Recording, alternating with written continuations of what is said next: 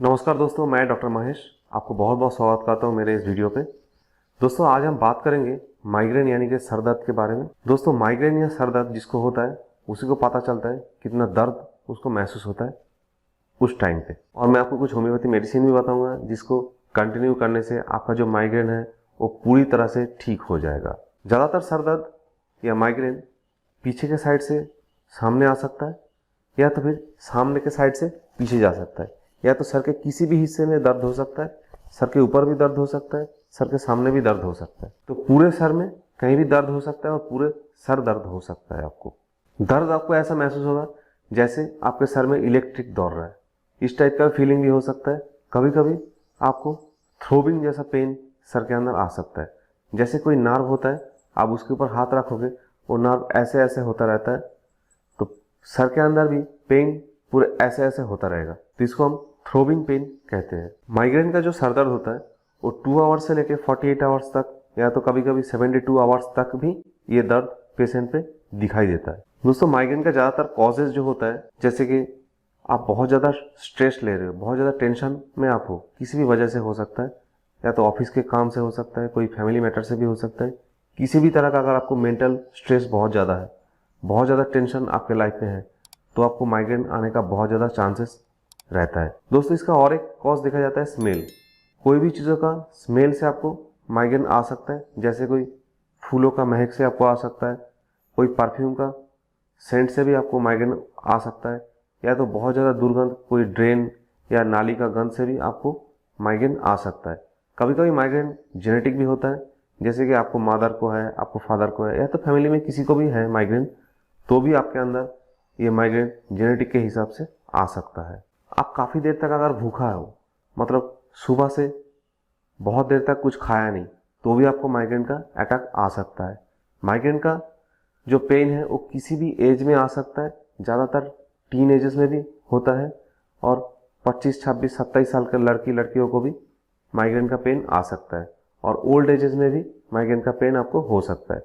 ज़्यादा अल्कोहल लेना, ज़्यादा चाय कॉफ़ी पीना, इससे भी आपको माइग्रेन हो सकता है। कभी कभी देखा जाता है ज़्यादा चाइनीज़ फूड लेने से भी माइग्रेन का पेन आ सकता है, क्योंकि चाइनीज़ फूड में जो आप बाहर से लेते हो उसमें एमएसजी होता है, इसके वजह से भी आपको माइग्रेन आ सकता है। अगर आप घर में बना के चाइनीज़ फूड ले रहे हो, माइग्रेन ना आने का चांसेस ज़्यादा रहता है। अगर आप चाइनीज़ फूड घर में बना के ले रहे हो तो कोई प्रॉब्लम नहीं है, लेकिन अगर बाहर से आप ले रहे हो उसमें एमएसजी होता ही होता है, तो उससे आपको माइग्रेन होने का चांसेस बहुत ज़्यादा बढ़ जाता है। दोस्तों अब इसकी सिम्टम्स के बारे में बात कर लेते हैं।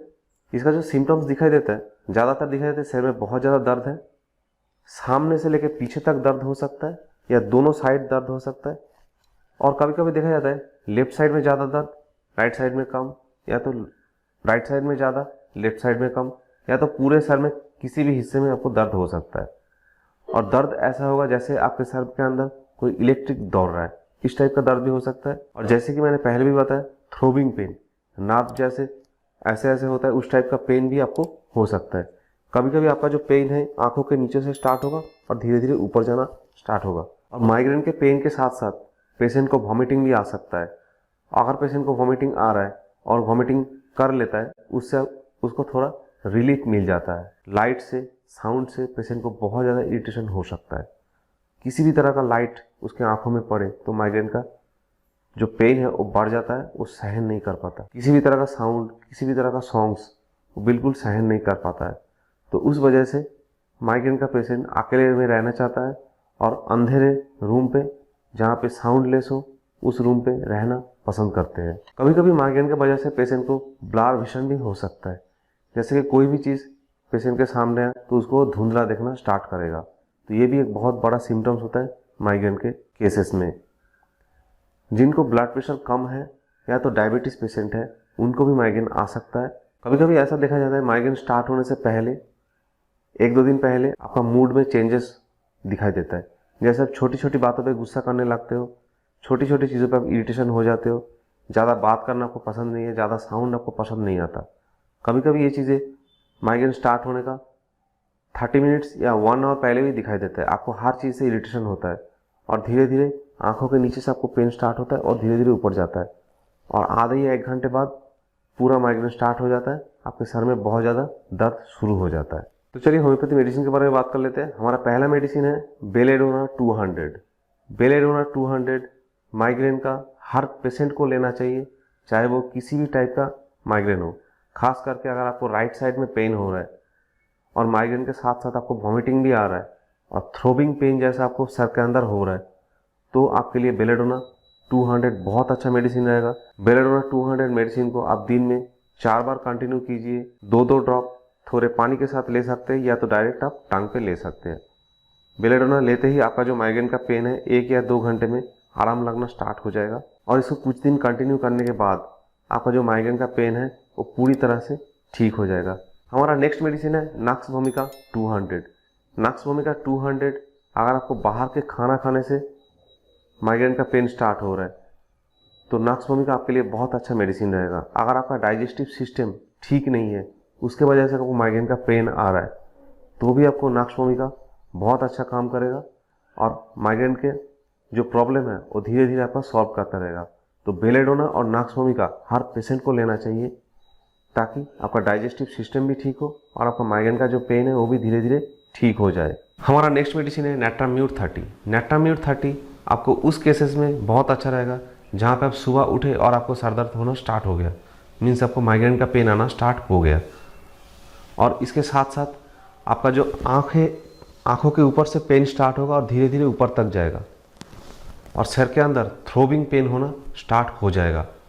इसके साथ साथ अगर स्त्रियों में पीरियड के टाइम पे माइग्रेन हो रहा है तो उसके लिए भी बहुत अच्छा काम करता है नेट्राम्यूर 30। नेट्राम्यूर 30 आप दिन में 4-4 बार 2-2 बूंद करके डायरेक्ट अपने टांग पे लीजिए। हमारा नेक्स्ट मेडिसिन है ग्लोनाइन 30।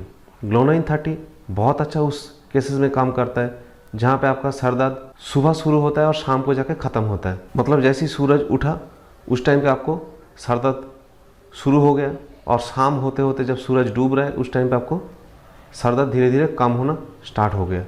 तो उस मामले में अगर आपको सर में बहुत ज़्यादा तकलीफ हो रहा है, सर के ऊपर कुछ भी आप रखो तो भी आपको दर्द हो रहा है, आप सर के ऊपर एक थोड़ा सा कपड़ा या तो कोई कैप भी नहीं रख सकते, ऐसा दर्द आपको महसूस होगा, तो उस केसेस में आपको ग्लोनाइन 30 दिन में 2-2 ड्रॉप करके 4 बार लीजिए, आपको बहुत अच्छा आराम मिलेगा। हमारा नेक्स्ट मेडिसिन है निकोलामेट 6H।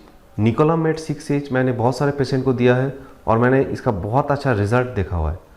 अगर आपको सर दर्द के साथ साथ आपको बहुत ज़्यादा छींके आ रहा है, आपके सर के ऊपर बहुत ज़्यादा दर्द हो रहा है, खास करके दर्द अगर नीचे से ऊपर तक आपको जा रहा है तो बहुत अच्छा काम करता है निकोलामेट 6H। इसके साथ साथ अगर आपको कॉन्स्टिपेशन है, आपको डाइजेस्टिव सिस्टम में प्रॉब्लम है, तो भी निकोलामेट बहुत अच्छा काम करता है इस सब केसेस में। निकोलामेट 6H में आप लीजिए, दिन में 5 ड्रॉप 4 से 5 बार आप लेना स्टार्ट करिए, तो आप देखिए तुरंत आपको सर दर्द जो है वो कम होना स्टार्ट हो जाएगा। तो दोस्तों जो 5 मेडिसिन मैंने आपको बताया उसमें से और नक्स वोमिका आप कंटिन्यू कीजिए, चाहे किसी भी टाइप का आपका सर दर्द हो। उसके साथ साथ सिम्टम्स के हिसाब से जो सिम्टम्स आपको ज़्यादा मिल रहा है, निकोलामेट, नेट्राम्यूर, ग्लोनियन, इन तीनों में से जो भी सिम्टम्स आपको ज़्यादा मिल रहा है उसमें से एक मेडिसिन आप 3 से 4 महीना कंटिन्यू कीजिए। आपका जो माइग्रेन का पेन है वो बिल्कुल पूरी तरह से जड़ से खत्म